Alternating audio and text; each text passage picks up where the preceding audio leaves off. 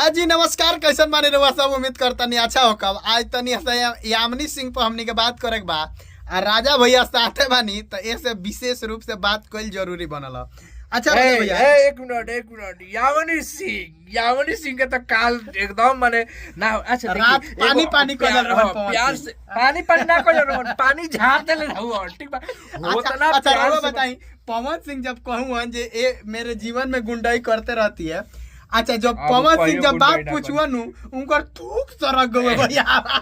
पवन सिंह के सामने यामिनी सिंह के बोलती बंद हो गए। माने जौना हिसाब से उ लड़पड़ा के सर गलती हो गया सर, हमको पता नहीं था कि हम इस तरह से ये होता है। कहवी जे हमको तजुर्बा नहीं थी इंडस्ट्री का तजुर्बा नहीं, उम्र कम था तो भाई मैं नहीं समझ पाई।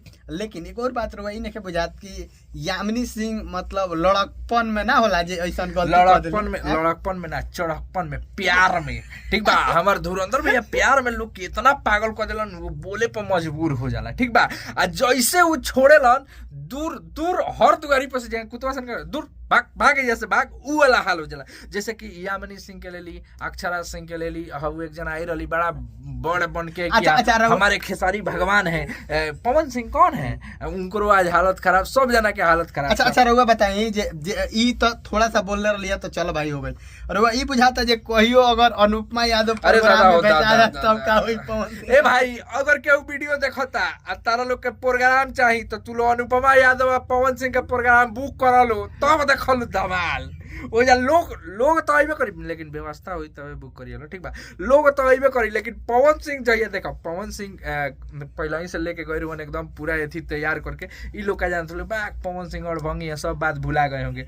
लेकिन बाबू पुरानका बात याद रख के बदला लेते हैं। माने हमरा लागत रहे कि पहले तेल लगावत रुवन ठीक बा ओकरा बाद मारत रुवन, बड़ा मजा आई। सही बात बा भाई। पावर स्टार पवन सिंह एक बात हम बता एगो सीख दे तनी हमें वीडियो के माध्यम से तार लोग के जितना भी भोजपुरी इंडस्ट्री के हीरोइन बालो तार लोग के तू लो तनी ऐसा हिंग करी तू लो भोजपुरी इंडस्ट्री में काम करे आइल बालो ठीक बा। ओकरा से प्यार करे नहीं खलवाइल, चाहे ओकर विवाद आ एकर विवाद दोनों मिला के ई करे नहीं खलवाइल ठीक बा। तो तार लोग से एक एगो अनुरोध रही है, फिलिकरिंग करता था भैया ऊपर नीचे करता नहीं पर ध्यान मत दियो। तारा से एक एगो विनती रही कि भैया आप लोग जो है बस काम कीजिए, उसके बारे में मत बात कीजिए, उसके बाद दोनों के साथ काम कीजिए, सबके साथ काम कीजिए, भोजपुरी इंडस्ट्री को बड़ा कीजिए लो। इहे वजह लोग कहला कि भोजपुरी इंडस्ट्री मर्द के इंडस्ट्री है। मेहरारू आवेली सन जौन हीरोइन बने आवेली सन उ जानी नु कि हमरा के एगो फिल्म दे देलन तो ई हमर भगवान हुन, इनकरा बाद केहू नहीं खे। अब ई ओकरा चढ़ावला में जे स्टार रही दोसन ओकरा के बोल दी अपन कैरियर खराब कर ली। तो सब कुछ में ना कहल जाला कि धरती गोल है, सबका अलग अलग हर तरह से लिंक है, हर तरह से सबका लिंक है। तो आप लोग समझदार हैं, अब हमको समझाने का क्या जरूरत। बाकी जे भी वीडियो देखा था सब लोग को बता दी कि अच्छा एगो चीज हमरा के खाली इतने बता दी, आज के बाद यामिनी सिंह को पवन सिंह कबो ना बोलिए। बाकी रहुआ सब अपन राय जरूर दें। नमस्कार।